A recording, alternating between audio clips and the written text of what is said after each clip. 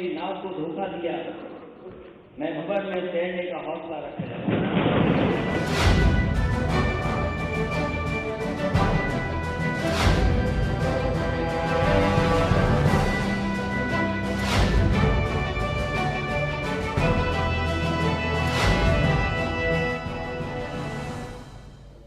नमस्कार, prime debate में आप सभी का बहुत बहुत स्वागत है। मैं ब्रजेश मिश्रा हूं और प्राइम डिबेट में आज उत्तर प्रदेश की बजट की बात होगी। अखिलेश की अटैची से क्या क्या निकला आज उत्तर प्रदेश के लिए, ये आज इसके समझने का और समझाने का वक्त है। इसकी समीक्षा आज हम करेंगे कि उत्तर प्रदेश के बजट में अखिलेश यादव ने क्या कुछ दिया है। किसी भी देश के इतिहास में पहली बार किसी राज्य ने 3,46,000 करोड़ का बजट पेश करके एक नया कीर्तिमान पूरे देश में स्थापित किया है। अखिलेश यादव के ये बजट को उन्होंने खुद नौजवान और किसानों के बजट का नाम दिया है। ये यूथ और फार्मर्स ओरिएंटेड पीपल्स बजट के नाम पर अखिलेश यादव ने कहा है। और जिस तरह से एलोकेशंस इस पूरे बजट प्रक्रिया के दौरान हुई है, उससे ये लग गया है कि ये चुनावी बजट है और अखिलेश यादव इस बजट को पीपल्स बजट बनाने में उन्होंने कोई कसर नहीं छोड़ी है। तो सबसे बड़ा बजट देश का किसी भी राज्य का अखिलेश यादव ने 5वीं बार पेश किया है और ये दिखाने की कोशिश की कि उन्होंने समाज के सभी वर्ग, सभी तबके, सभी लोगों के लिए सब कुछ न कुछ उन्होंने रखा है। विकास के संदर्भ में चाहे पीडब्ल्यूडी की सड़कों के लिए 15,000 करोड़ का प्रावधान किया हो या फिर समाजवादी पेंशन योजना का दायरा बढ़ाकर 55 लाख किया जाना हो, तमाम और दुर्घटना बीमाओं और तमाम माध्यमों से 1 करोड़ 16 लाख से ज़्यादा लाभार्थियों को सीधे बेनिफिट देने की योजना बनाई है। और पहली बार किसी राज्य में देश भर में डीबीटी यानी डायरेक्ट बेनिफिट ट्रांसफर कैश प्रणाली लागू की गई है कृषि विभाग में। ये अपने आप में बहुत महत्वपूर्ण है। और दूसरी बड़ी उपलब्धि है कि आगरा एक्सप्रेसवे जरूर बन रहा है लखनऊ तक, लेकिन अब पूर्वांचल एक्सप्रेस भी समाजवादी एक्सप्रेस के नाम पर बनेगा। और जमीन के अधिग्रहण के लिए 1500 करोड़ रुपए का प्रावधान इस बजट में कर दिया गया है। अब तक 46,000 करोड़ के निवेश का दावा भी किया गया है। तो जाहिर सी बात है कि इस बार का लोक लुभावन बजट नौजवानों और किसानों के लिए अखिलेश यादव ने पेश किया है। तो इस बजट की आज हम समीक्षा करेंगे। पिछले 4 वित्तीय वर्षों के दौरान क्या कमियां रही उसकी भी बात करेंगे। उन बजट में क्या क्या कमियां रह गई और इस बार के बजट से और क्या एक्सपेक्टेशंस थी अखिलेश यादव से, इस विषय पर विशेष चर्चा करेंगे। तो 4 खास मेहमान आज स्टूडियो में मेरे साथ इस विषय पर बातचीत के लिए मौजूद हैं। उत्तर प्रदेश सरकार में मंत्री और समाजवादी पार्टी के नेता जूही सिंह मेरे साथ मौजूद हैं। उत्तर प्रदेश में बिजनेस पत्रिका, बिजनेस अखबार, बिजनेस स्टैंडर्ड के उत्तर प्रदेश के ब्यूरो चीफ सिद्धार्थ कलहंस मेरे साथ विशेष तौर पर चर्चा में मौजूद हैं। और उत्तर प्रदेश के विपक्षी दल भारतीय जनता पार्टी के मुख्य प्रवक्ता विजय बहादुर पाठक और उत्तर प्रदेश के बहुत जाने शास्त्री और आज सुबह से बजट पर ईटीवी पे चर्चा में मौजूद है मेरे साथ डॉक्टर रहीस सिंह। बहुत बहुत स्वागत है आप चारों का। जूही सिंह जी, सबसे पहले तो मुझे बताइए कि बजट में आप अखिलेश को 10 में कितने नंबर दे रही हैं? 10 में 10 दूंगी। और शुरू से हम अपने जो ये हमारा आखिरी बजट इस सरकार का है, शुरू से हम अपनी चुनावी वादों को पूरी करने की कोशिश कर रहे हैं। ये वर्ष उन्होंने युवा और किसान को समर्पित किया है, पिछली बार हमने मातृत्व को समर्पित किया था और उसी हिसाब से बजट में प्राविधान भी किया है। युवाओं के लिए, पूर्वांचल के लिए, बुंदेलखंड के लिए, कृषि के लिए, स्वरोजगार योजना युवाओं के लिए, जहां जहां हमें कमी लगी और हर जिले में कुछ न कुछ देने की कोशिश हमने जरूर की है। एक बहुत ही बेहतरीन बजट है। इसको चुनाव से न जोड़ा जाए क्योंकि ये हमारी प्राथमिकता है। जोड़ेंगे क्योंकि अगले साल तो चुनाव है। तो इस तरह का पॉपुलर बजट आप पिछले 4 साल लाए होते तो शायद आज हमारी दशा उत्तर प्रदेश की और बेहतर होती। तो इस तरह के बजट पहले भी लाया करिए आप। कोशिश पिछले 4 साल से यही रही है कि कुछ न कुछ प्राथमिकताएं लेकर काम करें और किसी न किसी वर्ग को, इंफ्रास्ट्रक्चर को हम लोगों ने महत्ता दी पिछले 3 साल से और साथ में सामाजिक प्राविधान भी किया है। तो सोशल सेक्टर में जो बजटरी प्रोविजंस और जगह काटे जा रहे हैं वो हमने नहीं काटे हैं। और समाजवादी पेंशन योजना, निर्धन कन्याधन योजना, ये सारी योजनाएं हम सोशल सेक्टर और इंफ्रास्ट्रक्चर को बैलेंस लेकर बिजली के क्षेत्र में, कृषि के क्षेत्र में लेकर चल रहे हैं। शायद पिछले 2 साल से प्राथमिकताएं इंफ्रास्ट्रक्चर थी, इस बार सामाजिक सेक्टर भी है। सिद्धार्थ कलहंस बहुत जाने माने बिजनेस पत्रकार हैं उत्तर प्रदेश के। सिद्धार्थ, मैं सबसे पहले तो आपकी प्रतिक्रिया जानना चाहूंगा इस बजट को लेकर। बजट चुनाव के नजरिए से बनाया गया है और जब आप अंकों की बात कर रहे हैं तो ड्राफ्टिंग के नाम पर इस बजट को जैसा जूही जी ने कहा 10 में 10 अंक दे सकते हैं। अब आप बजट के एग्जीक्यूशन पे, इसीलिए एनालिसिस के लिए आपको बुलाया मैंने, और बजट के एग्जीक्यूशन पे और बजट के सामने रोड ब्लॉक्स क्या आएंगे, क्या चुनौतियां सामने पेश आएंगी, अगर उस पर देखा जाए 64 नंबर पन्ने पर अपने बजट भाषण में मुख्यमंत्री ने स्वयं कहा है, ये हम नहीं कह रहे हैं, मुख्यमंत्री का कहना है कि बजट में 13,842 करोड़ रुपए की नई योजनाएं सम्मिलित की गई हैं। नई योजनाओं के नाम पर 13,842 करोड़ रुपए शामिल किए गए हैं। बाकी पुरानी योजनाओं का बाकी एक्सटेंशन पुरानी योजनाओं का एक्सटेंशन है या रिहाइश किया गया है या फंड्स की रिशफलिंग है, तो ये है। और समाजवादी पेंशन योजना का जो दायरा बढ़ाया गया है, 45 लाख का जो लक्ष्य था उसके मुकाबले 40 लाख ही हो पाया था। इस बार 15 लाख और एडिशन का प्लान है। तो मुझे लगता है कि चुनाव के समय इससे ज्यादा मुफीद एक तरीका क्या हो सकता था। और जिस डायरेक्ट बैंक ट्रांसफर की बात आपने कही है, डीबीटी, इस डीबीटी को लेकर किसी जमाने में केंद्र सरकार की भारतीय जनता पार्टी इसकी सबसे विरोधी थी, और जब उत्तर प्रदेश सरकार ने इसको सफलता से लागू कर दिया तो आज इसकी वाहवाही हो रही है और हर जगह इसको इम्प्लीमेंट मेरे ख्याल से सिद्धार्थ पहला राज्य है जिसने डीबीटी लागू किया। जी, डीबीटी लागू किया है। कृषि के क्षेत्र में डीबीटी लागू करने वाला ये पहला राज्य है और जिसने सफलता से लागू कर दिया है। और इसका सबसे ज्यादा विरोध वो कर रहे हैं जो केंद्र में सत्ता में इस वक्त हैं, लेकिन आज वो सब इसी को मॉडल मान रहे हैं। और मेरे ख्याल से आने वाले समय में अगर अगला वित्तीय वर्ष, तो ये अखिलेश का इलेक्शन बजट है। बिल्कुल इलेक्शन बजट है। इसकी सारी घोषणाएं, इसके सारे वो इलेक्शन के उस पर है। बस एक प्रश्न चिन्ह है। सबसे बड़ी चुनौती सामने आने वाली है जब 1 अप्रैल को 7वां वेतन आयोग केंद्र सरकार लागू कर देगी। उसका प्रावधान इस बजट, ये चीज साइलेंट है। ये चीज साइलेंट है और उसके लिए बहुत बड़े पैसे की जरूरत है। विजय बहादुर पाठक, भारतीय जनता पार्टी की पहली प्रतिक्रिया बताइए। अखिलेश जी वित्त मंत्री आज तो खुश होंगे, आप आज भी दुखी हैं। नहीं, वित्त मंत्री के रूप में अखिलेश जी ने निराश किया इस बजट को पेश करते समय। और जो सरकार में जारी कंफ्यूजन है वो बजट पेश करते समय भी दिखा। जिस लैपटॉप योजना को बंद मान के चल रहे थे उसमें 100 करोड़ का प्रावधान है। कन्या विद्या धन योजना जो पहले नहीं लागू थी, इस बार उसमें ठीक से प्रावधान उन्होंने किया है। सिद्धार्थ जी ने ठीक कहा कि पेंशन योजना के बारे में वो 55 लाख का लक्ष्य है, लेकिन 45 लाख कह रहे थे, 40 लाख ही हो पाया, 4 लाख वो दे नहीं पाए। और जिस शिक्षा, जिस कृषि की बात वो करते हैं, किसान वर्ष उन्होंने कहा था, उस किसान वर्ष की स्थिति है कि 32% केवल वो पैसा खर्च कर पाए। उच्च शिक्षा में केवल 13% पैसा खर्च कर पाए हैं। मध्य माध्यमिक शिक्षा में केवल 17% खर्च कर पाए हैं। 31 जनवरी तक 2 महीने शेष है, कैसे पैसा खर्च करेंगे। कोई भी व्यक्ति पिछली गलतियों से सुधार करता है, पर पिछली गलतियों से सरकार ने सुधार नहीं किया। यह सरकार 4 वर्षों से लगातार बजट न खर्च कर पाने की आरोपी है। उसको सुधार करते हुए जहां ये खर्च कर पाते वहां पैसे का प्रावधान करते, पर केवल बजट का आकार बढ़ाने के लिए और एक ट्रेडिशनल कर दिया कि साहब वाणिज्य कर से 10% मिलेगा, आबकारी से 10% मिलेगा, मनोरंजन से 10% मिलेगा, सारी जगहों से 10% तकलीफ क्यों है? अगर आपने बजट पर चर्चा की और आप कहते हैं कि आपको तकलीफ क्यों नहीं है। अगर आप बजट के प्रावधानों पर, मैं पूछ रहा हूं कि अगर 10% वृद्धि की तो 15% बढ़ा दें, 5 बढ़ा दें, तो इसमें परेशानी क्या है? राज्य का बजट है और तकलीफ तो ब्रजेश जी आप ही ने पैदा कर दी है, उनके लोगों ने पैदा कर दी है। अगर उनके लोग ही, कौन लोग हैं जो उनकी पतवार को, उनकी नाव को डुबोने में लगे हुए, उन पतवारों को हाथ दिए हुए हैं। हाँ जी, बार बात है कि उन्होंने अपने उन्होंने खुद कहा बजट भाषण में 2 शेर पढ़े हैं और उसमें ये कहा ये बात कि भाई ये तो चिन्हित होना चाहिए ना कि वो कौन हाथ हैं और जो उनकी जो नाव की पतवार है उसको डुबोने में लगे हुए हैं।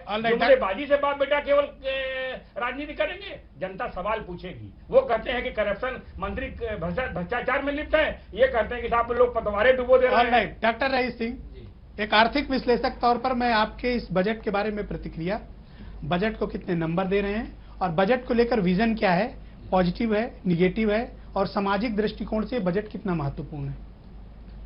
अभी मैं इसका एक क्लासिफिकेशन कर रहा था।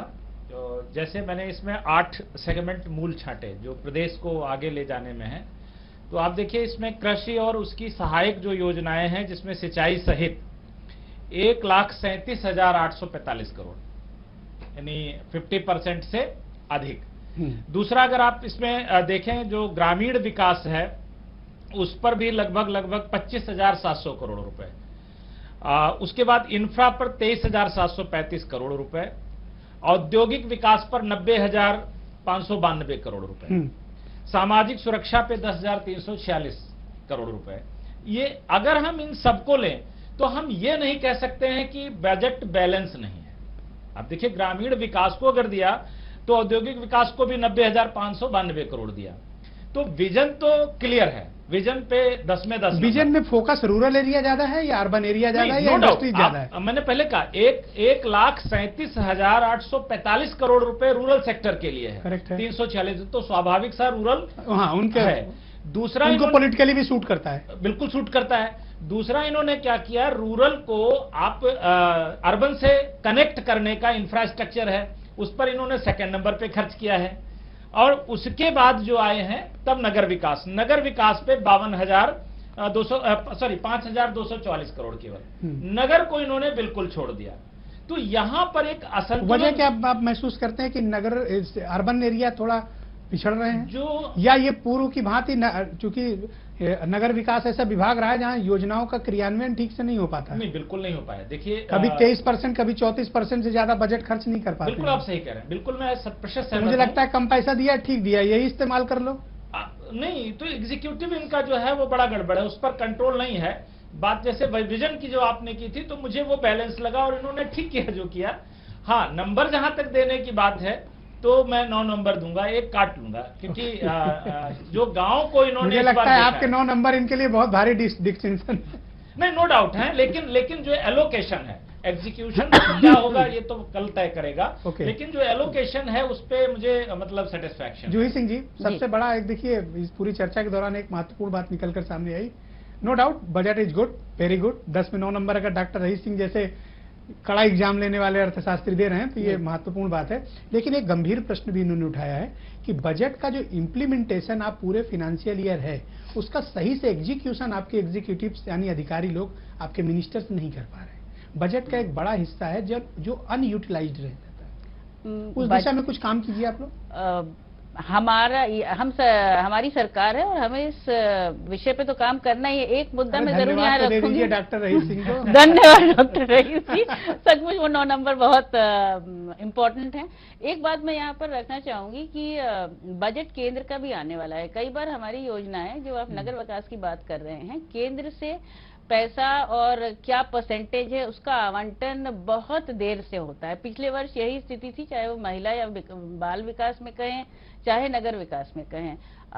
अभी तक कई चीजों का जो एक फाइनल मिनट्स है वो भी नहीं आया है। तो केवल हम कितना बजट अपना खर्च कर पाए हैं और जितना हम कर सकते हैं उतना जरूर 2 महीने में कर लेंगे। मैं विजय बहादुर जी की बात कह रही हूँ। और एक इशू और है ना कि आपने अभी कल 27,000 करोड़ के आसपास का सप्लीमेंट्री बजट भी पास कराया है। 3,46,000 करोड़ आपके पास अभी मौजूद है। तकरीबन 3,75,00,000 रुपए का विशाल विपुल धनराशि आपके पास है। अब आपके पास समय बचेगा, अगर चुनाव टाइम पर होते हैं तो भी आपके पास वक्त सिर्फ दिसंबर तक का है और आपके पास मेरे ख्याल 10 महीने का भी वक्त मुकम्मल नहीं है इस पूरे बजट। अगर हमारे माननीय मुख्यमंत्री जी ने ये प्राविधान किया है तो हम लोग की 100% कोशिश रहेगी कि ये बजट पूरी तरह कार्यान्वित हो और हम ये पैसा खर्च कर सकें। क्योंकि ये प्राविधान एक ऐसा नहीं कि चुनावी वर्ष में आया है। लैपटॉप योजना पहले वर्ष में आई। अब कोई योजना अगर अब हम सीमित कर रहे हैं, पहले हमने सबको दी और एक कन्या विद्याधन अब वापस ला रहे हैं।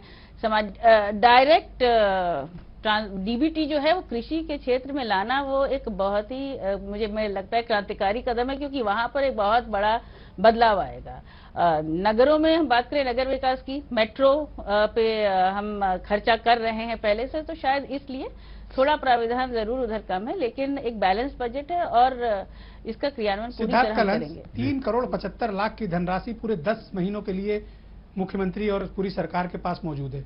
अगर हम टाइम कैलकुलेट करें तो दिसंबर तक ये पैसे स्पेंड कर देंगे, अगर क्योंकि जनवरी फरवरी के आसपास इलेक्शंस उत्तर प्रदेश में प्रपोज्ड हैं, अगर समय से चुनाव होते हैं तो इस सिर्फ 10 महीने के वक्त पर इतनी बड़ी धनराशि का उत्तर प्रदेश के विकास और दूसरे कार्यक्रमों में खर्च हो पाना क्या आपको संभव दिखता है, जो अब तक का ट्रैक रिकॉर्ड यूपी का रहा है? देखिए, ये पैसा जो इस बजट में दिया गया है, इस पैसे को रिलीज होना जब इसका शुरू होगा तो करीब करीब आधा अप्रैल बीत जाएगा मेरे ख्याल से। मई लास्ट से पहले, हाँ, उससे पहले इसका बजटरी प्रोविजन और फाइनेंशियल जियो बहुत है, बहुत तेज काम करेंगे तो भी जो है वो अप्रैल के खत्म होने के बाद ही शुरू होता है। तो उस हिसाब से देखा जाए तो समय बहुत कम बचता है। और जो विजय बहादुर पाठक जी आंकड़े बता रहे थे, थोड़ा सा मैं ये बता दूं कि जो 13% 17% है, ये जब आप मार्च के आंकड़े उठाएंगे तो इसको आप बहुत बढ़ा हुआ पाएंगे, क्योंकि हमारे यहाँ की एक कार्य संस्कृति ऐसी हो गई है कि शुरुआती वित्तीय वर्ष के 3 महीने वो केवल प्लानिंग में और सैंक्शन में और तमाम चीजों में बीत जाते हैं। फिर बाद के 3 महीनों में थोड़ा काम शुरू होता है और आखिरी के 3 महीनों में वो सारा का सारा पैसा किसी तरीके से झोंक दिया जाता है। तो उस हिसाब से अगर देखा जाए तो दिसंबर तक का समय वाकई बहुत कम है और 6 महीने का जो मेरे समय ख्याल है, से इस बात से तो सहमत होंगे कि दिसंबर तक का ही इनके पास एग्जीक्यूशन का टाइम है। दिसंबर तक का ही एग्जीक्यूशन टाइम है, क्योंकि दिसंबर के बाद आप अगर आपके पास पैसा ही बचता है, तो आचार संहिता आ जाएगी, अनुपूरक आप ला नहीं सकते हैं, नई योजना कोई आप डिक्लेयर नहीं कर सकते हैं, जो शिलान्यास से लेके और उद्घाटन से लेके तो ये एक बड़ी चुनौती है। इतने पैसे का इतने कम वक्त पर 8 से 10 महीने में यूटिलाइज कर लेना सबसे बड़ी चुनौती, और तब जबकि पूरा वर्ष होने पर भी यूटिलाइजेशन का लेवल ये रहा है, तो ऐसे मौके पे ये बड़ी चुनौती है। और शायद युद्ध स्तर पर इस दिशा में काम करना पड़ेगा कि ठीक है हमने बजट दे दिया है, लेकिन अब बजट खर्च हो इस दिशा में प्रयास किया जाए। क्योंकि मैंने देखा है कि प्रमुख सचिव वित्त राहुल भटनागर की जो कार्यशैली है वो बड़ी ढीली ढाली लुंज पुंज है और चीजों को अटकाने की ज्यादा रही है। तो ऐसे में उनसे ये अपेक्षा करना कि वो बहुत तेजी काम करके 8 महीने में इस बजट को यूटिलाइज करा देंगे और financial sanctions, financial GOs concern department या कंसर्न अथॉरिटीज के पास पहुंच जाएंगे, तो मुझे थोड़ा डाउट लग रहा है। देखिए, उनकी कार्यशैली आज जो है, जब वो मुख्यमंत्री के बगल में बैठ के उन्होंने जो स्टेटमेंट दिया, जब उनसे पूछा गया कि वैट का जो रिसीप्ट है उसको 10% कैसे बढ़ेगा, तो उन्होंने कहा कि भाई लक्ष्य तो बढ़ा के रखा ही जाता है, जबकि दुनिया जानती है कि आर्थिक मंदी के हालात है, बाजार की हालत ठीक नहीं है। कैजुअल स्टेटमेंट, वो ऐसा अक्सर करते हैं। बाजार की हालत जैसी है उस दशा में वैट का कलेक्शन, बहुत बड़ा दबाव है वाणिज्य कर अधिकारियों के ऊपर कि कहां से इतना वैट का कलेक्शन करेंगे। आप एक तरीके से सैचुरेशन पॉइंट पे पहुंच चुके हैं और मार्केट की विजय बहादुर पाठक, क्या इन 8 महीनों में बजट को ठीक से खर्च कर पाना ही सबसे बड़ी चुनौती है? अब ब्रजेश जी, सिद्धार्थ जी ने बड़े विस्तार से रखा और पिछले बजट के जिन आंकड़ों को मैंने कहा, उन्होंने कहा कि पहले 3 महीने में योजनाएं जारी होती हैं, दूसरे 3 महीने में कुछ खर्च हो पा रहा है, नहीं तो 9-10 महीने का, तो जिस मैं जनवरी तक के ही आंकड़े दे रहा हूं, तो स्वाभाविक है कि पिछले 4 वर्षों का जो इतिहास रहा है उसमें कोई मिरेकल हो जाएगा। और खुद मुख्यमंत्री स्वीकार कर रहे हैं उनकी नाव को जो लोग डुबोने में लगे हैं, और आपने तो पकड़ लिया है उस शेर को। और जिस तरह से अधिकारियों का रवैया है, आप देखिए जिस तरह अधिकारियों का रवैया है, पैसा आएगा कहां से?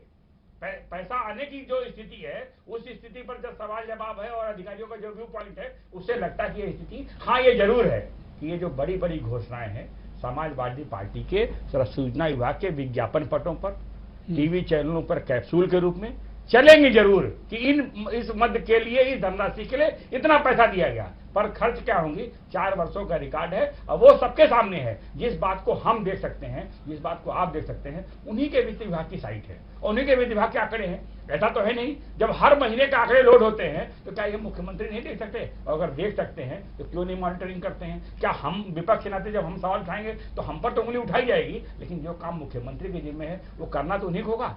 जिस लॉ एंड ऑर्डर के मुद्दे पर लगातार सरकार गिरती है, 216 करोड़ रुपया आधुनिकीकरण पर है, लेकिन वहीं निर्माण कार्यों पर 457 करोड़ रुपया डायल 100 पर है।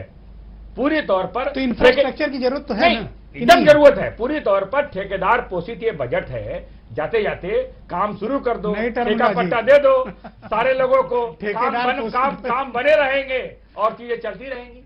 डॉक्टर रहीस सिंह, क्या सबसे बड़ी चुनौती सरकार के सामने इस बहुत कम वक्त में, अगर एग्जीक्यूशन के जैसा सिद्धार्थ बता रहे हैं कि अप्रैल लास्ट हो जाएगा फिर मई आ जाएगी, तो सरकार के पास जो समय है वो सिर्फ 7 से 8 महीने का एग्जीक्यूशन का टाइम है और 3,75,000 करोड़ की धनराशि, अगर इसमें से 1 लाख करोड़ हम वेतन भत्तों का अलग कर दें तो 2,75,000 करोड़ डेवलपमेंट के फंड में सिर्फ इतने समय में इंप्लीमेंट हो जा पाना उत्तर प्रदेश में संभव है? नहीं, मैं बिल्कुल सिद्धार्थ जी की बात से सहमत हूँ।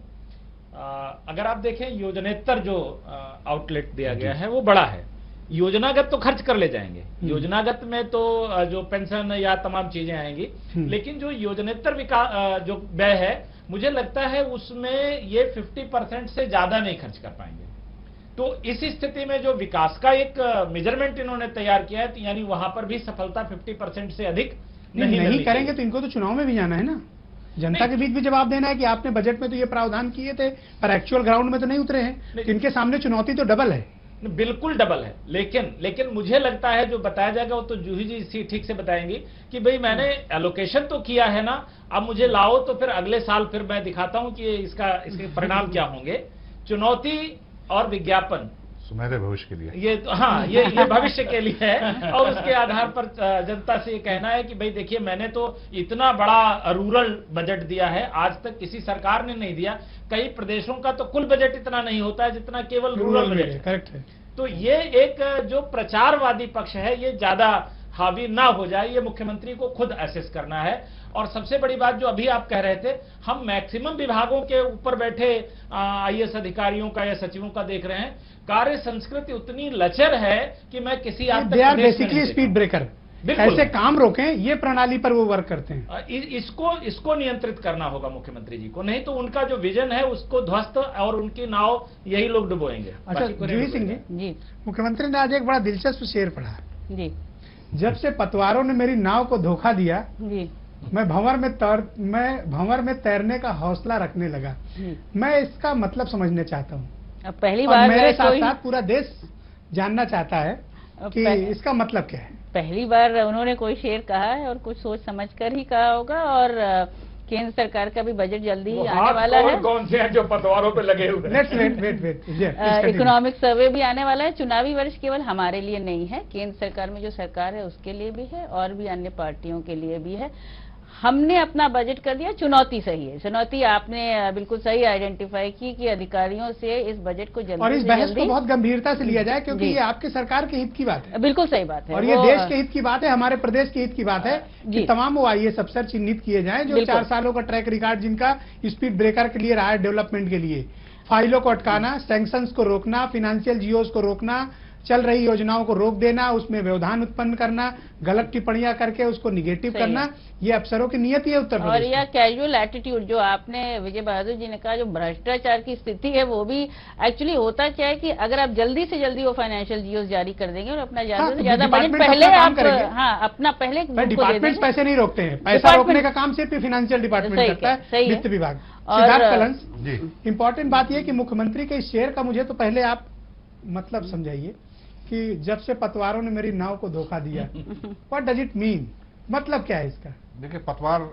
विजय बहादुर पाठक जी तो रहे नहीं होंगे, हाँ, पतवार तो उनके पार्टी के ही लोग होंगे ना। और मुझे लगता है कि चूंकि वो मुख्यमंत्री हैं तो there is something wrong I think. तो प्रदेश के प्रशासनिक मुखिया भी वही हैं। धोखा कहीं मिला जरूर है। जी जरूर, क्योंकि प्रदेश के वो इशारा हो सकता है अफसरों की तरफ हो और उससे ज्यादा दलीय नेताओं की तरफ हो। मैं एक छोटा सा एक इशू Yes, है please, please. कि अभी हम लोगों ने बात की है ना कि इसका खर्च के साथ साथ एक चीज पे ये भी ध्यान दें कि हम रिसीप्ट की तरफ कैसे क्या काम करेंगे।